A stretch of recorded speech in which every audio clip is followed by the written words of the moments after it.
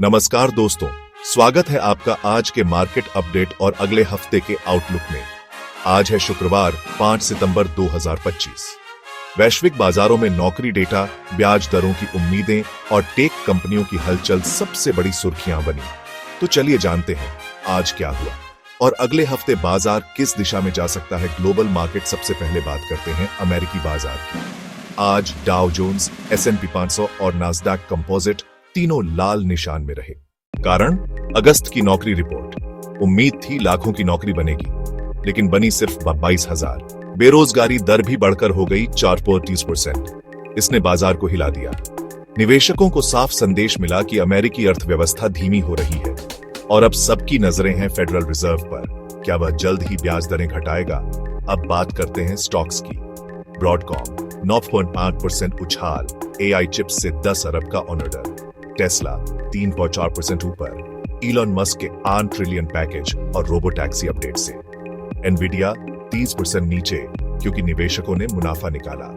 Lululemon 88% गिरा, company का सालाना गाइडेंस कमजोर। सैमसारा और गाइडवायर 17% और 19% की जोरदार छलांग, कमाई उम्मीद से कहीं बेहतर। यानी दोस्तों, अमेरिका में कहानी अभी भी एक ही है, AI और टेक सेक्टर का दबदबा। अब नजर डालते हैं भारत पर। सुबह की शुरुआत शानदार रही। सेंसेक्स और निफ्टी दोनों हरे निशान में खुले। कारण था GST टैक्स कटौती और वैश्विक स्तर पर दर कटौती की उम्मीदें। लेकिन दोपहर के बाद बाजार में मुनाफा वसूली हुई। दिन के अंत तक बाजार फ्लैट क्लोज हो गया। सेंसेक्स 80,700 के ऊपर रहा और निफ्टी लगभग स्थिर। नेस्टल इंडिया में 0.84% गिरावट रही। स्टॉक अभी भी अपने 55 वीक हाई से लगभग 13% नीचे है। निष्कर्ष यह है कि भारत का बाजार अभी स्थिर है। टैक्स कटौती ने पॉजिटिविटी दी, लेकिन निवेशक सतर्क होकर मुनाफा निकाल रहे हैं। सेंसेक्स और निफ्टी के इंडेक्स चार्ट, संसद भवन, भू, GST cut, text animation, Nestlé का लोगो और स्टॉक स्लाइडिंग एनिमेशन। दोस्तों, अब सवाल यह है, अगले हफ्ते 8 से 12 सितंबर में बाजार का रुख क्या हो सकता है? अमेरिका CPI और PPI यानी महंगाई का डेटा आएगा। यदि डेटा नियंत्रित रहा, फेड दर घटा सकता है। यदि महंगाई बढ़ी, दर कटौती में देरी। ट्रंप की टैरिफ नीति और OPEC की तेल बैठक भी अहम होंगी।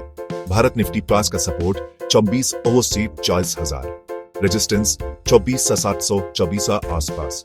बैंक निफ्टी अगर 570 के नीचे गया तो गिरावट तेज हो सकती है, लेकिन ऊपर जाने पर 14,900 तक जा सकता है। सरकार की GST कटौती और टैक्स सुधार लंबे समय में बाजार को मजबूती देंगे। CPI और इन्फ्लेशन डेटा की ग्राफिक, ट्रंप की फोटो और tariff policy text. Nifty chart पर सपोर्ट और रेजिस्टेंस लेवल मार्क। सेक्टर और एसेट्स की बात करें तो टेक और AI, ब्रॉडकॉम, एनवीडिया, गूगल जैसे स्टॉक्स पर नजर। बैंकिंग, अमेरिका में दबाव, भारत में टेक्निकल लेवल अहम। कच्चा तेल, OPEC चीज की बैठक तय करेगी। कीमत 25-90 बैरल तक जा सकती है। सोना, अगर फेड दर घटाता है तो सोना 2,500 तक चमक सकता है। क्रिप्टो, बिटकॉइन 50 के से 60 के सपोर्ट पर। इथेरियम 2,400 के पास। ETF चर्चाओं से वॉल्यूम बढ़ सकता है।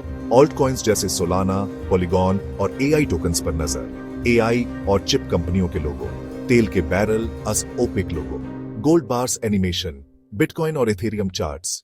तो दोस्तों, यही था आज का मार्केट अपडेट और अगले हफ्ते का आउटलुक।